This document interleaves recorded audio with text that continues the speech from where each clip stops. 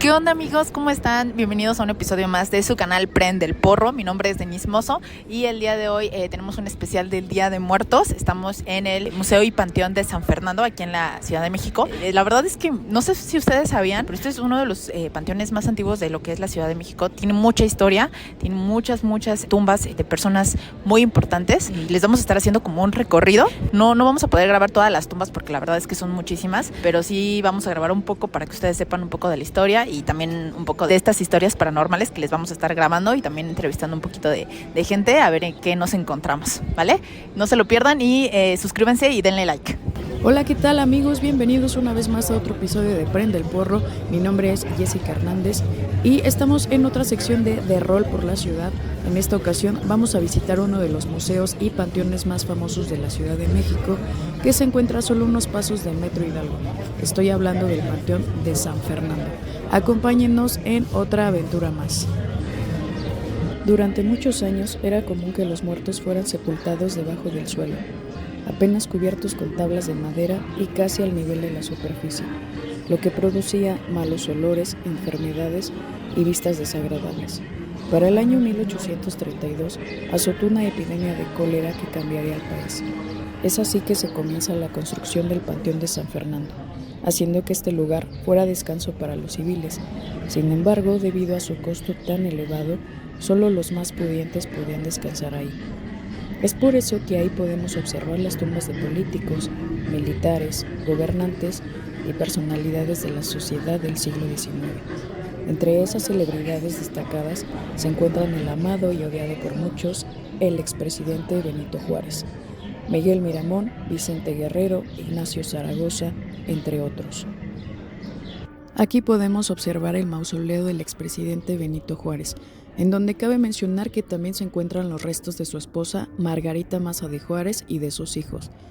La estructura tiene un estilo neoclásico similar a un Partenón, rodeada por una reja de metal con las iniciales BJ.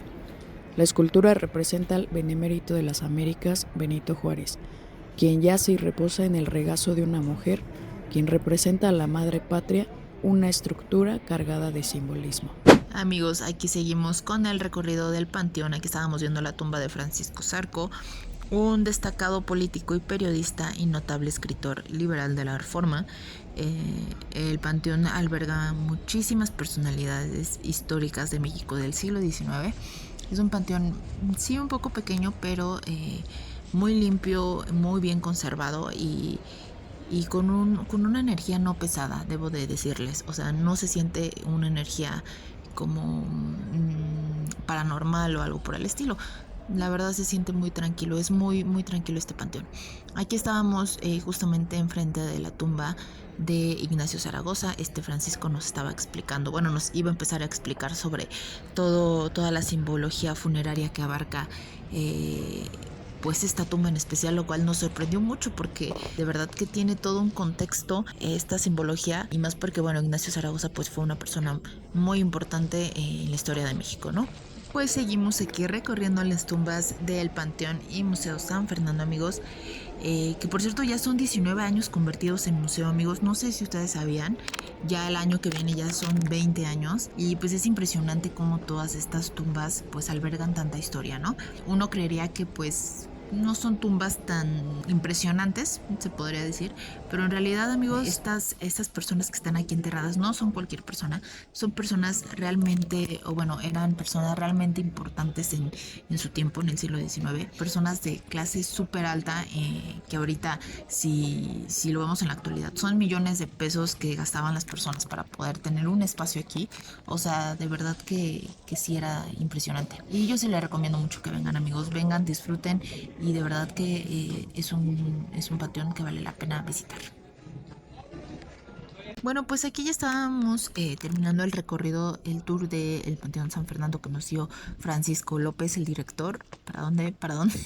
Ya se nos estaba yendo Francisco. Bueno, nos platicó cosas muy interesantes sobre la arquitectura, sobre el estilo que maneja este panteón, estilo neoclásico, estilo neogótico.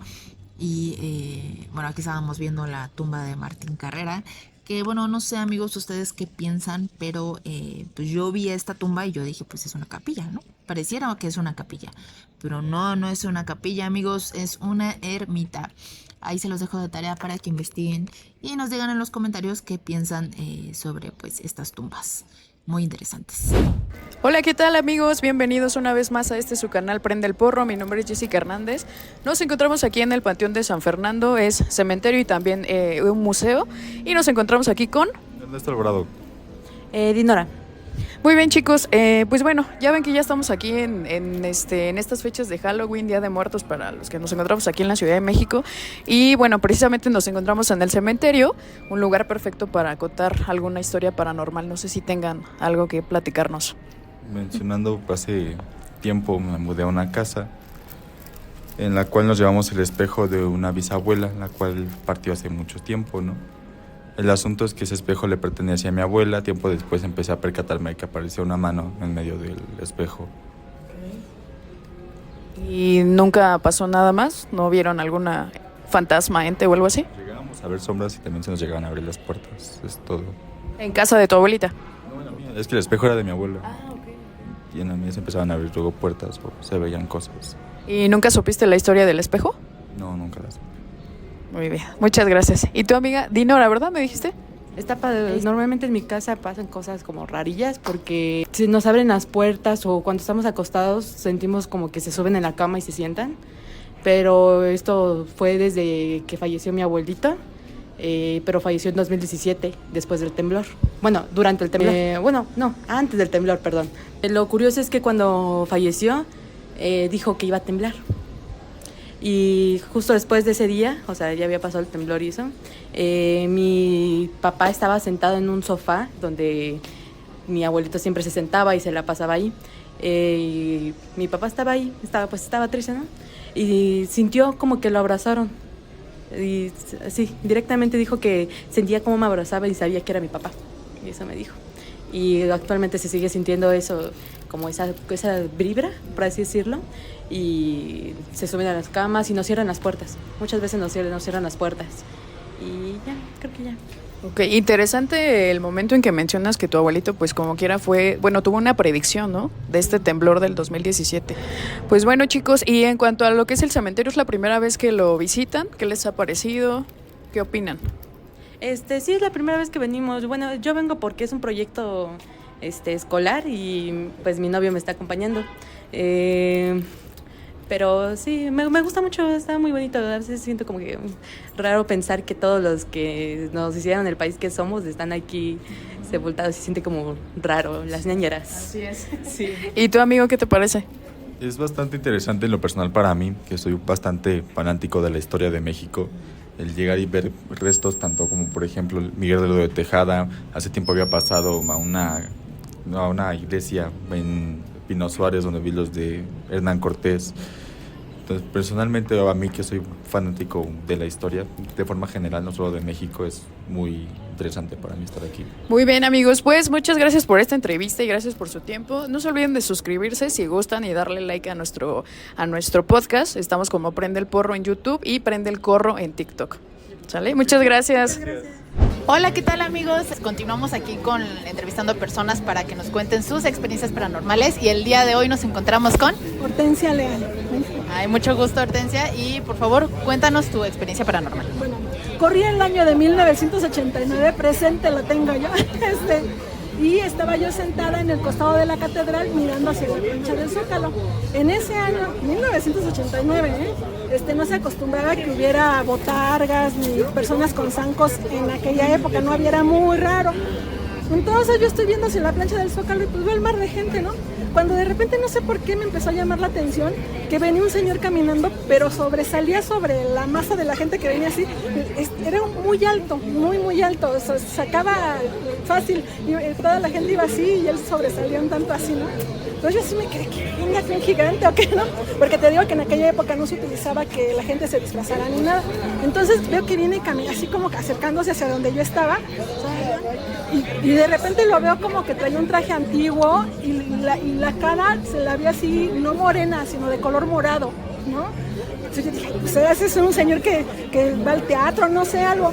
Y entonces pues ya me llamó más la curiosidad, entonces yo quería que se acercara como para verlo bien, ¿no? Así para hacerlo bien. Total que de repente la gente caminaba, pero él no se acercaba, como que se movía, pero como que seguía en el mismo lugar, ¿no? La gente ya que venía junto con él, cuando lo empecé a ver, ya se acercó, ya pasó hacia donde yo estaba y él no, él como que se quedaba así, no iba avanzando muy lento, ¿no? Pero cada vez que como que se acercaba tantito, le veía más y más morada la cara, ¿no? Y dije, ¿qué onda? Y se veía un señor como grande, así con un sombrero de pachuco, con un traje que le quedaba como largo, como esos de clavillazo, así que le decía yo, azul, me acuerdo, sombrero azul y el traje azul. Total que en eso yo estaba platicando con mi novio en esa época, y entonces estábamos sentados en las jardineras, él estaba frente a mí, y yo estaba viendo allá, de repente no sé qué me dijo, y ya volteé a decirle sí, ¿no? Y pero rápido porque yo quería ver al señor, ¿no? Y ya cuando volteé ya no estaba. Pero ya no estaba, pero yo dije, ay, pues no se pudo, o sea, lo podía ver cruzando la calle, se me desapareció y yo no lo buscaba, dije, pues no se me va a perder un señor tan grande y tan particular, ¿no? Se me desapareció y entonces yo le dije a mi esposo, bueno, ahora mi esposo, le dije, oye, es que acabo de ver esto. Sí, la imaginación es tuya, ¿no? Nunca nadie me creyó. Pasó el tiempo, ya como en 1991, una de mis primas estudiaba allá en la Universidad de Claustro. Entonces que un día llegaron corriendo una de sus amigas, ¿no? Ay, es que nos venía persiguiendo un vampiro. Ay, ¿cómo que le dice? Sí, es que fuimos a sacar unas copias y de repente un señor, cuando salimos un señor nos empezó a seguir, dice, pero mira, era alto, dice, y así todo pálido, así casi como morado, y describieron, así como yo había visto el señor, le describieron a mi prima, pero como yo le había contado hace mucho tiempo eso, y que le dije, ay, ¿tú crees? No, fíjate lo que me pasó, y nadie me creyó. Y cuando sus amigas, sus compañeras de la escuela les dijeron, ay, sí, mi prima ya vio a ese señor, es un vampiro. Y ya, bueno, decían, sí, es un vampiro. Y nosotros caminábamos y de repente ya nos alejábamos y de repente ya lo teníamos cerquita, decían las muchachas, ¿no? Que llegaron corriendo así bien espantadas. Entonces digo, no, yo no sé qué sucedió, yo no sé nada, pero sí vi algo raro, ¿no? Yo no sé qué haya sido. ¿Y usted qué piensa que fue? Pues yo digo que sí fue un fantasma, porque ahí en el centro, y más en esa área del Zócalo, híjole, pues tanta gente que murió, o sea, y más en el 85, ¿no? Que tanta destrucción que hubo, tantos edificios que se cayeron, que yo digo que sí debe de haber algo, ¿no? Algo particular. De hecho, también mi mamá trabajó muchos años ahí en la estación del metro Isabel la Católica, se bajaba, siempre trabajó por ahí alrededor. Así que una vez entró al metro y de esas veces que se queda solito, ¿no? Que no hay nadie, ¿no? Entonces dice que yo iba a bajar al andén y dice que venía caminando una pareja. En ese entonces la escalera tenía un barandal en medio, porque la escalera era muy ancha, pero tenía un barandal en medio. Entonces dice que encontró una pareja, ella iba bajando y ellos venían así. Dice, pero yo pensé, dice, al principio que eran de esos señores que iban a bailar al Salón Los Ángeles, eso, ¿no? Porque ellos cómo se visten, ¿no? Con sus tacones. Dice, pero cuando me fui acercando a ellos, dice, le vi a la señora, dice que tenía la cara como muy polviada, pero demasiado exagerada. Dice, y el biné, sus labios, no los tenía así parejitos, los tenía todos así feos, ¿no? Y los ojos así escurridos, el rímel escurrido y así. Y si venía con un señor que también andaba vestido de pachuca el señor, y traía ese sombrero, dice, pero yo le di así como los ojos muy abiertos al señor. Y si venían caminando así, uno de cada lado de lo que separa las escaleras, ¿no? Y que el señor venía acá y la señora venía así, que venían agarrados de las manos así, y que se iban subiendo las escaleras, pero viéndose ellos, ¿no? Dice mi mamá, dice, pero se veían así como con un amor, dice, pero cuando yo los vi muy raros, muy, dice, ay, bueno, yo crucé y ya bajé, ¿no? Para pues, a lo que iba. Dice, pero me quedé con la tentación y enseguida que me regreso, porque para eso bajas y tienes que dar una vuelta, ya pierdes de vista las escaleras, ya no. Me dice que en cuanto se dio la vuelta que se vuelve a regresar y que ya no estaban los señores, se le desaparecieron también. Por eso dice mi mamá que pues sí debe de haber algo, ¿no? O sea, no, dice que, no sé. Y te digo, pero esa vez que yo vi a ese señor, que para mí era un vampiro, no sé si han visto la película de Cronos. Ya ves que el señor es un vampiro. Ándale, como que ese tipo tenía el señor, como el del Cronos, ¿no? O sea, con su traje de pachuco, pero como que ese tipo tenía, por eso yo digo, es un vampiro. Yo vi un vampiro. Y desde ahí ya, porque a lo que nos había comentado es que ya usted no creía en eso. Y desde ahí ya empezó a creer?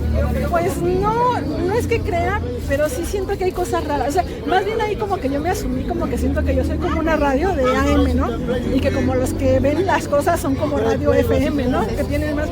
Yo como que siento que no, a pesar de que no es lo único que he visto, ¿no? Es lo que me platicó mi mamá, eso que a mí se me quedó muy grabado, ¿no? Cuando vi al señor mi mamá ya había visto antes a los señores esos.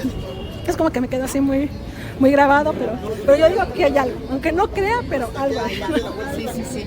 Híjole, pues ¿cómo ven, amigos? El vampiro del Zócalo. Ajá, sí, el vampiro del Zócalo. Ahí nos ponen en los comentarios, amigos, si ustedes también han visto esta figura que, pues, por lo que veo, bueno, anda por el centro.